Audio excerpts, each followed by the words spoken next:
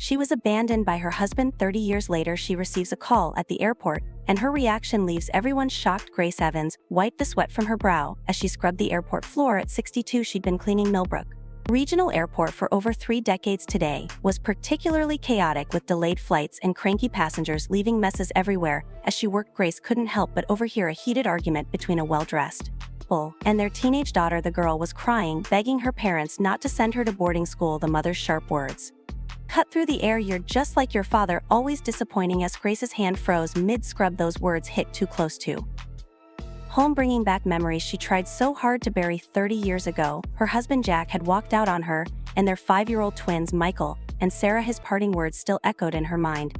"I'm not cut out for this family thing, Grace. You're better off without me." Shaking off the painful memory, Grace stood up and approached the arguing family. "Excuse me," she said gently, "I couldn't help but overhear. Maybe you folks could use a quiet place to talk things out." The father turned to her, ready to snap, but something in Grace's kind eyes made him pause. "Yes, that might be a good idea. Is there somewhere private?" Grace led them to a small, unused waiting area. As they walked away, she heard the mother mutter, "I can't believe we're taking advice from a cleaning lady." But Grace didn't mind. She'd learned long ago that true strength came from kindness, not status. As she returned to her work, she saw the family talking calmly, the daughter no longer in tears. Just then, Grace's supervisor, Tom M., came rushing over. "Grace, you won't believe this. Someone recorded you helping that family and posted it online. It's going viral." Grace's eyes widened in disbelief. "What? But I was just doing my job." Tom showed her his phone, where a video of Grace calming the family was racking up thousands of views. Comments poured in praising her compassion and wisdom.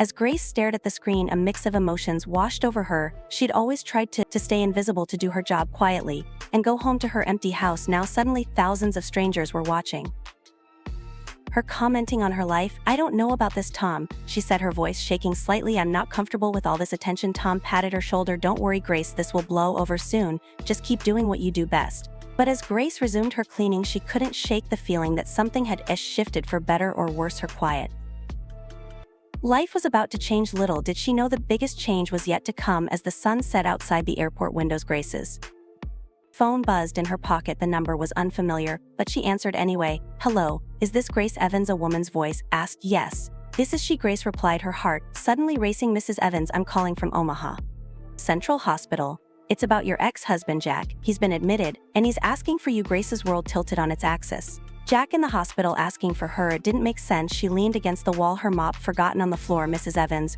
are you there?" The voice on the phone persisted. "Yes, I'm here." Grace managed to say, What happened to Jack?" "Mr. Evans suffered a severe heart attack," the nurse explained. "He's stable now, but his condition is serious. He specifically asked us to contact you." Grace's mind raced. 30 years of silence, and now this. "I don't understand," she said. "Why would he ask for me?" "He says he has important information to share with you, Mrs. Evans. Something about your past." Grace's free hand clenched into a fist. "What game was Jack playing now?" "Thank you for letting me know," she said stiffly. I'll think about it." As she hung up, Grace noticed a small crowd had gathered nearby. People were pointing and whispering, some holding up their phones. With a jolt, she realized they were filming her.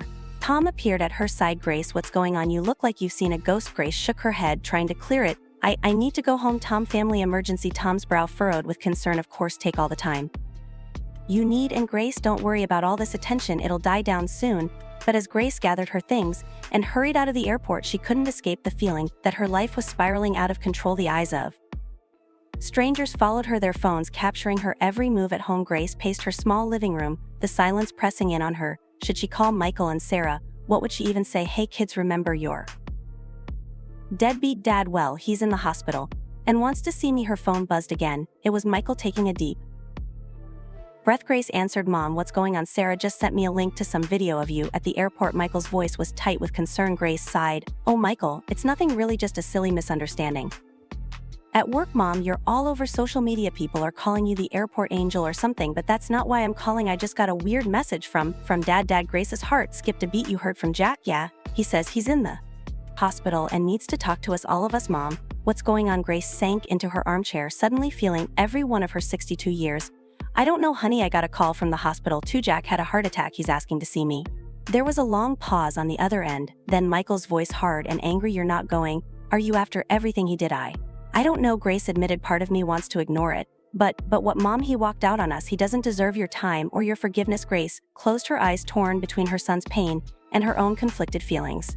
Sweetie, I know, but maybe we need to hear him out for closure. If nothing else, Michael's voice softened slightly. Mom, I'm coming home. We'll figure this out together, okay? Don't do anything until I get there. As Grace hung up, she noticed several missed calls and messages. News of her viral video was spreading, and now this drama with Jack. It was all too much. She walked to the window, looking out at the quiet street. Somewhere out there, Jack was lying in a hospital bed, perhaps dying, and he wanted to see her after all these years. Why now? Grace's reflection stared back at her, lined with years of hard work and loneliness, but behind the tired eyes a spark of curiosity flickered. What could Jack possibly have to say that was so important? As night fell, Grace made up her mind she would go to the hospital, not for Jack but for herself, for the chance to finally put the past to rest. Little did she know this decision would set in motion a chain of events that would change not just her life but the lives of everyone around her. Grace paced nervously at the airport, waiting for Michael's flight to arrive. The past 24 hours had been a whirlwind of emotions and unexpected attention. She pulled her jacket tighter, trying to hide from curious onlookers who kept glancing her way. As passengers began streaming out of the gate, Grace spotted Michael. His face was set in a hard line, his jaw clenched. When he reached her, he dropped his bag and hugged her tightly. Mom, are you okay? He asked, pulling back to look at her. Grace nodded, forcing a smile. I'm fine, honey, just a bit overwhelmed. They made their way to the parking lot, Michael's anger seeming to grow with each step. As they reached Grace's car, he finally exploded. I can't believe you're even considering seeing him, Mom, after everything he put us through. Grace sighed, leaning against the car. Michael, I know you're upset, but maybe we should hear what he has to say. Michael's voice rose, drawing attention from passersby.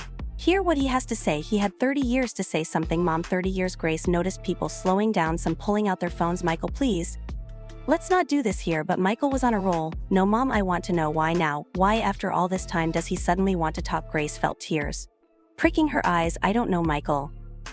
That's why I think we should what, give him a chance like he gave us a chance? Michael's voice cracked with emotion. Suddenly a man approached them, phone in hand. Excuse me, aren't you the airport angel? Can I get a picture? Grace froze, horrified. This private moment was turning into a public spectacle. Please, not now, she managed to say. The man lowered his phone, looking embarrassed. I'm sorry, I didn't realize. I'll just go. As he walked away, Grace noticed more people watching, some filming. She turned to Michael, her voice low and urgent. Let's go home, we can talk there. The drive home was tense and silent. Once inside, Michael paced the living room while Grace sat heavily on the couch. I'm sorry for blowing up like that, Mom, Michael said. Finally, it's just seeing you on that video, hearing about Dad, it brought everything back. Grace patted the seat next to her and Michael sat down. I understand, honey, this isn't easy for any of us. Michael ran a hand through his hair. There's something I need to tell you, Mom. Dad, he's tried to contact me over the years. Grace felt like she'd been punched in the gut when a few times Michael admitted birthday cards. Mostly I always sent them back unopened. Grace's mind reeled. Jack had reached out to Michael, but not her or Sarah. Why didn't you tell me? Michael looked away. I didn't want to hurt you or Sarah. I thought it was better if we all just moved on. Grace stood up, needing to move. I need some air. I'm going for a walk. She found herself back at the airport, drawn to the familiar surroundings. As she walked through the terminal, lost in thought, she bumped into someone. I'm so sorry, she said, looking up to see a young man in a pilot's uniform. He smiled. No worries. Hey, aren't you the lady from that viral video? Grace sighed. Yeah, that's me. The pilot's smile faded, seeing her distress. Are you okay? You look like you could use a friend. Something in his kind eyes made Grace pause. I'm Grace, she said, offering her hand. Ethan, he replied, shaking it. Want to talk about it? Before Grace could answer, her phone buzzed. It was a text from Sarah with a link. Mom, what's going on? There's a video of you and Michael arguing at the airport. It's everywhere. Grace's heart sank. Their private moment had indeed become public. As she showed Ethan the text, she realized her life would never be the same. The question was, could she navigate these choppy waters and find a way to heal her family in the process? Ethan looked at her phone, then back at Grace. Looks like you've got quite a story. If you want to share it, I'm a pretty good listener. Grace hesitated, then nodded. Maybe talking to a stranger was exactly what she needed right now. Grace stood outside Jack's hospital room, her hand on the doorknob. She took a deep breath, steeling herself for what lay ahead. As she entered, she saw Jack propped up in bed, looking older and frailer than she remembered. Grace, Jack said, his voice weak, but his eyes bright. You came? Grace approached the bed cautiously. I'm here, Jack. What's so important that you needed to see me after all these years? Jack reached for her hand, but Grace pulled away. I know I don't deserve your forgiveness, Grace, but I need to explain. Grace felt her anger rising. Explain? You want to explain abandoning your family, leaving me to raise our children alone? As Grace spoke, she didn't notice a nurse quietly adjusting something on the medical equipment. Unknown to both Grace and Jack, a live feed had just been activated, broadcasting their conversation to the internet. Jack sighed heavily. I was a coward, Grace. I couldn't handle the responsibility, but that's not why I called you here. Grace crossed her arms. Then why, Jack? Why now? Jack hesitated, then spoke. My heart attack. It wasn't as serious as they initially thought. I'm going to be fine. Grace's eyes widened in disbelief. You made me think you were dying. How dare you? Please, Grace, let me finish. Jack pleaded. There's something else, something I've been lying for years. Grace felt a mix of curiosity and dread. What is it, Jack? Jack took a deep breath. About 10 years ago, I won the lottery, a big one. Grace felt like the floor had dropped out from under her. You what? I won over $50 million, Jack admitted, but I couldn't bring myself to tell you we're the kids. I was ashamed of how I'd left things. Grace's mind reeled all those years of struggling to make ends meet, of working extra shifts at the airport, and Jack had been sitting on millions. How could you? Grace's voice shook with anger. We struggled for years, Jack. The kids had to give up so much because we couldn't afford it, and you had millions all this time. Jack looked away, unable to meet her gaze. I know what was wrong. That's why I wanted to see you. I want to make it right. Grace laughed bitterly. Make it right? You can't just throw money at this and expected to fix everything. Jack, as their conversation grew more heated, neither noticed the steady stream of comments flooding the live feed. Viewers were divided, some sympathizing with Grace, others defending Jack's desire to make amends. Jack reached for a folder on his bedside table. I've set up trust funds for Michael and Sarah. And there's an account for you too, Grace. It's the least I can do. Grace stared at the folder, then back at Jack. You think money can erase what you did? The birthdays you missed, the school plays you weren't there for, the nights I cried myself to sleep. Jack's face crumpled. I'm sorry, Grace. I know it's not enough, but it's all I have to offer. Grace felt tears stinging her eyes. You had so much more to offer, Jack. You had love, you had family, but you threw it all away. She turned to leave, her hand on the door handle when Jack spoke again. Grace, please, I'm trying to make things right. Grace looked back at him, her voice quiet but firm. Some things can't be made right, Jack. They can only be lived with. As she walked out of the room, Grace felt a strange mix of emotions: anger at Jack's deception, shock at the lottery revelation, and a deep aching sadness for all they had lost. In the hallway, Grace noticed people staring at her, some with phones out. A young nurse approached her hesitantly. Miss Evans, I'm so sorry, but your conversation with Mr. Evans was accidentally live streamed. It's all over the internet. Grace felt the blood drain from her face. What? How? The nurse looked mortified. There was a mix-up with the equipment. We looking into it, but the video has already gone viral. Grace leaned against the wall, feeling overwhelmed. Her private pain, her family struggles, all laid bare for the world to see and judge. She felt violated, exposed in a way she never imagined. As she made her way out of the hospital, Grace's phone buzzed constantly with notifications, messages from Michael and Sarah, texts from friends, even emails from strangers who had seen the video. Outside, a small crowd had gathered, some called out words of support, others looked on with curiosity. Grace pushed through her mind in chaos. She got into her car, gripping the steering wheel tightly. The trust fund documents Jack had tried to give her sat on the passenger seat, a tangible reminder of all that had transpired. As Grace drove home, she couldn't shake the feeling that her life had just been turned upside down. Once again, the quiet existence she had carefully built over the years had been shattered.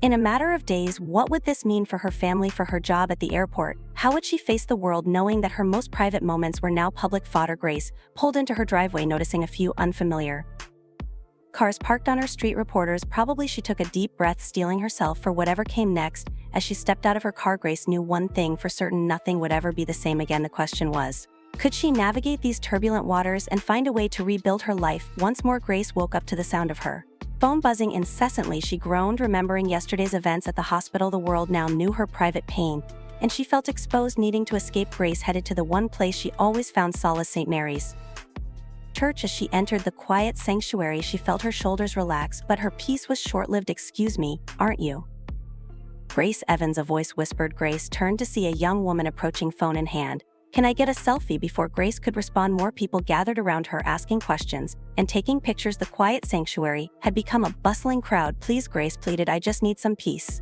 Pastor Jim appeared, ushering Grace to his office. I'm sorry, Grace, your story has touched so many people. Grace sank into a chair. I never wanted this attention, Jim. I don't know how to handle it. As they talked, Grace's phone rang. It was Sarah. Mom, I'm at house. Where are you? Grace hurried home to find Sarah waiting on the porch, looking upset. They went inside, away from prying eyes. Mom, what's going on? Sarah demanded. I wake up to find our family drama all over the internet, and now I've lost a major art commission because of it. Grace's heart sank. Sarah, I'm so sorry. I had no idea this would affect you like that. Sarah paced the living room. The client said they didn't want to be associated with the controversy. Mom, this was my big break. Grace reached for her daughter, but Sarah pulled away. I was already struggling. And now this, maybe I should just give up on art altogether. No, Sarah, don't say that. Grace pleaded. Your art is beautiful. You can't let this setback stop you. Sarah's eyes filled with tears. You don't understand, Mom. I was already thinking about quitting before all this happened. This just feels like the final sign. Grace felt the weight of her daughter's pain She had been so caught up in her own turmoil that she hadn't realized how much Sarah was struggling. "I'm sorry, sweetie, I had no idea," Grace said softly, "but you can't give up on your dreams. We'll figure this out together." As they talked, Grace's phone buzzed with a message from Tom. "Grace, they're porters at the airport asking for you. What should I tell them?" Grace sighed. She couldn't hide forever. "I'll be there soon, Tom." At the airport, Grace was immediately surrounded by reporters shouting questions. She felt overwhelmed, unsure how to respond. Suddenly, Ethan appeared at her side. "Excuse me, coming through," he said firmly, guiding Grace through the crowd. He led